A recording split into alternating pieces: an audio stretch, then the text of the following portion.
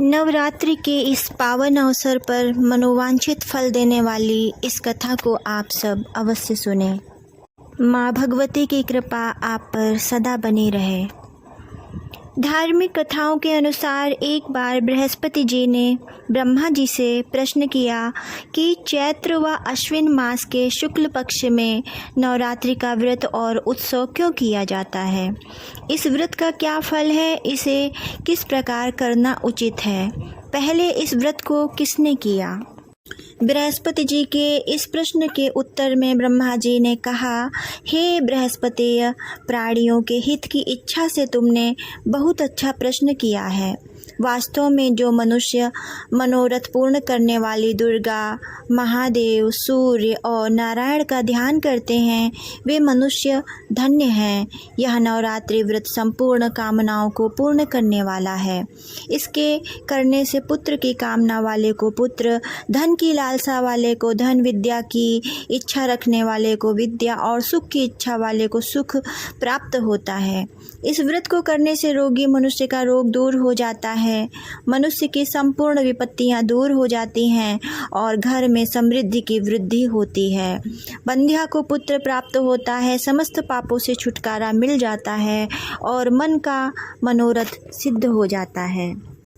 ब्रह्मा जी के अनुसार जो मनुष्य इस नवरात्रि व्रत को नहीं करता वह अनेक दुखों को भोगता है और कष्ट व रोग से पीड़ित हो अंगहीनता को प्राप्त होता है। उसके संतान नहीं होती और वह धन धान से रहित हो भूख और प्यास से व्याकुल घूमता फिरता है तथा संज्ञाहीन हो जाता है। जो सधवा स्त्री इस व्रत को नहीं करती वह पति सुख से वंचित हो नाना दुखों को भोगती है। यदि व्रत करने वाला मनुष्य सारे दिन का उपवास न कर सके तो एक समय भोजन करे और 10 दिन बांधवों सहित नवरात्रि व्रत की कथा का श्रवण करे। हे बृहस्पति, जिसने पहले इस महाव्रत को किया है वह कथा मैं तुम्हें सुनाता हूँ, तुम सावधान होकर सुनो। इस प्रकार ब्रह्मा जी का वचन सुनकर बृहस्पति जी बोले, हे ब्राह्मण, मनुष्यों का कल्याण करने वाले इस व्रत के इतिहास को मेरे लिए कहो, मैं सावधान होकर सुन रहा हूँ। आपके शरण में आए हुए मुझ पर कृपा करो। ब्रह्मा जी बोले, प्राचीन काल में मनोहर नगर में पीठत नाम का एक अनाथ ब्राह्मण रहता था। वह भगवती दुर्गा का भक्त था। उसके संपूर्ण सद्गुणों से युक्त सुमति नाम की एक अत्यंत सुंदरी कन्या उत्पन्न हुई। वह कन्या सुमति अपने पिता के घर बाल्यकाल में अपनी सहेलियों के साथ क्रीड़ा करती हुई इस प्रकार बढ़ने लगी जैसे शुक्ल पक्ष में चंद्रमा की कला बढ़ती है। उसका पिता प्रतिदिन जब माँ दुर्गा की पूजा कर होम किया करता वह उस समय नियम से वहाँ उपस्थित रहती। एक दिन सुमति अपनी सखियों के साथ खेल में लग गई और भगवती के पूजन में उपस्थित नहीं हुई। उसके पिता को पुत्री की ऐसी असावधानी देखकर क्रोध आया और वह पुत्री से कहने लगा, अरे दुष्ट पुत्री, आज तूने भगवती का पूजन नहीं किया, इस कारण मैं किसी कुष्ठ रोगी या दरिद्र मनुष्य के साथ तेरा विवाह करूँगा। पिता का ऐसा वचन सुन सुमति को बड़ा दुख हुआ और पिता से कहने लगी, हे पिता, मैं आपकी कन्या हूँ तथा सब तरह आपके अधीन हूँ। जैसी आपकी इच्छा हो वैसा ही करो। राजा से, कुष्ठी से, दरिद्र से अथवा जिसके साथ चाहो मेरा विवाह कर दो, पर होगा वही जो मेरे भाग्य में लिखा है। मेरा तो अटल विश्वास है जो जैसा कर्म करता है उसको कर्मों के अनुसार वैसा ही फल प्राप्त होता है, क्योंकि कर्म करना मनुष्य के अधीन है पर फल देना ईश्वर के अधीन है।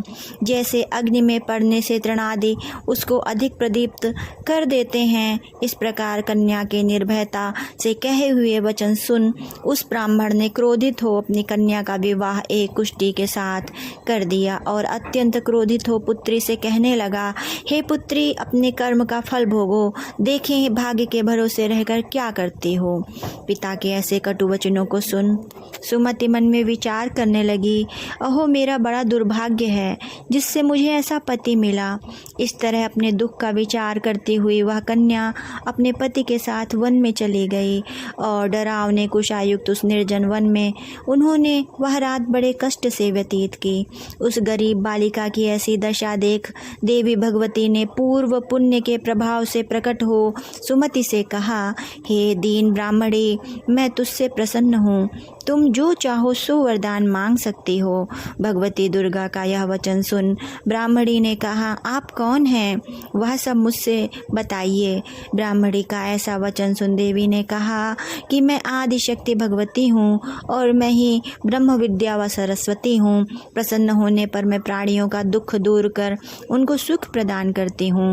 हे ब्राह्मणी, मैं तुझ पर तेरे पूर्व जन्म के पुण्य के प्रभाव से प्रसन्न हूँ। तुम्हारे पूर्व जन्म का वृत्तांत सुनाती हूँ, सुनो। तो पूर्व जन्म में निषाद भील की स्त्री थी और अति प्रतिव्रता थी। एक दिन तेरे पति निषाद ने चोरी की। चोरी करने के कारण तुम दोनों को सिपाहियों ने पकड़ लिया और ले जाकर जेल खाने में कैद कर दिया। उन लोगों ने तुझको और तेरे पति को भोजन भी नहीं दिया। इस प्रकार नवरात्रि के दिनों में तुमने न तो कुछ खाया और न जल ही पिया। इस प्रकार 9 दिन तक नवरात्रि का व्रत हो गया। हे ब्राह्मणी, उन दिनों जो व्रत हुआ, इस व्रत के प्रभाव से प्रसन्न होकर मैं तुझे मनोवांछित वर देती हूँ। तुम्हारी जो इच्छा हो सो मांगो। इस प्रकार दुर्गा के वचन सुन ब्राह्मणी बोली, अगर आप मुझ पर प्रसन्न हैं तो हे दुर्गे, मैं आपको प्रणाम करती हूँ। कृपा करके मेरे पति का कोढ़ दूर करो। देवी ने कहा, उन दिनों तुमने जो व्रत किया उस व्रत का 1 दिन का पुण्य पति का कोढ़ दूर करने के लिए अर्पण करो। उस पुण्य के प्रभाव से तेरा पति कोढ़ से मुक्त हो जाएगा। ब्रह्मा जी बोले। इस प्रकार देवी के वचन सुन वह ब्राह्मणी बहुत प्रसन्न हुई और पति को निरोग करने की इच्छा से जब उसने तथास्तु ऐसा वचन कहा, तब उसके पति का शरीर भगवती दुर्गा की कृपा से कुष्ठ रोग से रहित हो अति कांतिवान हो गया। वह ब्राह्मणी पति की मनोहर देह को देख देवी की स्तुति करने लगी। हे दुर्गे, आप दुर्गति को दूर करने वाली, तीनों लोकों का संताप हरने वाली, समस्त दुखों को दूर करने वाली, रोगी मनुष्य को निरोग करने वाली, प्रसन्न हो मनोवांछित वर देने वाली और दुष्टों का नाश करने वाली जगत की माता हो। हे अम्बे, मुझ निरपराध अबला को मेरे पिता ने कुष्ठी मनुष्य के साथ विवाह कर घर से निकाल दिया। पिता से तिरस्कृत निर्जन वन में विचर रही हूँ। आपने मेरा इस विपदा से उद्धार किया है। हे देवी, आपको प्रणाम करती हूँ, आप मेरी रक्षा करो। ब्रह्मा जी बोले, हे बृहस्पतेय, उस ब्राह्मणी की ऐसी स्तुति सुन देवी बहुत प्रसन्न हुई और ब्राह्मणी से कहा, हे ब्राह्मणी, तेरे उदालय नामक अति बुद्धिमान, धनवान, कीर्तिवान और जितेंद्रिय पुत्र शीघ्र उत्पन्न होगा। ऐसा वर प्रदान कर देवी ने ब्राह्मणी से फिर कहा, हे ब्राह्मणी, और जो कुछ तेरी इच्छा हो वह मांग लो। भगवती दुर्गा का ऐसा वचन सुन सुमति ने कहा कि हे भगवती दुर्गे, अगर आप मुझ पर प्रसन्न हैं तो कृपा कर मुझे नवरात्रि व्रत की विधि और उसके फल का विस्तार से वर्णन करें।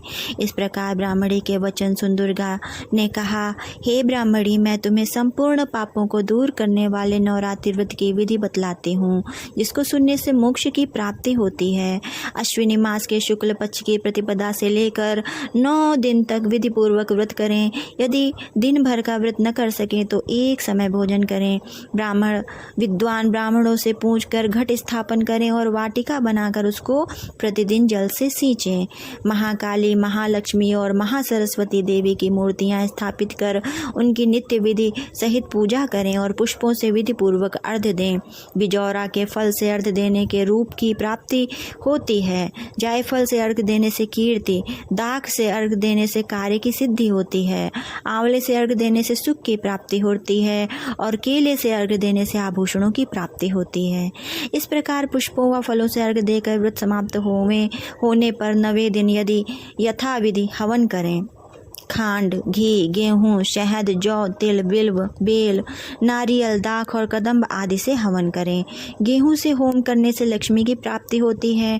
खीर एवं चंपा के पुष्पों से धन की और बेल पत्तों से तेज व सुख की प्राप्ति होती है। आंवले से कीर्ति की और केले से पुत्र की, कमल से राज सम्मान की और दाखों से संपदा की प्राप्ति होती है। खांड, घी, नारियल, शहद, जौ और तिल तथा फलों से होम करने से मनोवांछित वस्तु की प्राप्ति होती है।